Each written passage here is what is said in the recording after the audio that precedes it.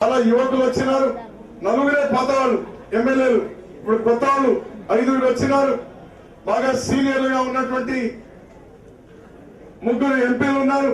ఇక్కడ పార్టీని బలోపేతం చేసుకుందాం. ఇందాకే నిన్నటి రోజు నాతో కలిసి పనిచేసినటువంటి ఒక మాజీ శాసనసభ్యులు నాతో ట్రైన్ లో కలిసి వచ్చినారు. ఈరోజు ఉదయం కూడా అప్పుడే 1-2 నియోజకవర్గాల్లో తెలుగుదేశం పార్టీ ఎమ్మెల్యేలు ఉన్న నియోజకవర్గాల్లో 1-2 వచ్చి నాతో మాట్లాడినారు. ఇప్పుడే ఇందాక కుర్రాడు కూడా తన బాధనంతా వ్యక్తం చేసే ప్రయత్నం చేశాడు. అంటే 60 రోజుల్లోనే అప్పుడే తెలుస్తా ఉంది మన వాడనేవాడు ఎమ్మెల్యే లేకపోతే అధికారంలో ఉన్నా కూడా ఎంత ఇబ్బందిగా ఉంటుంది అనేది అప్పుడే ప్రారంభమైంది. పెన్నుంది కూడా జరుగుతుంది. మీరు ఐకమత్యంగా ఉండాలి. మీరే ఒక్కొక్కరు ఒక్కొక్క పక్క మాట్లాడితే జరగదు. ఒకవేళ మీ మాట కూడా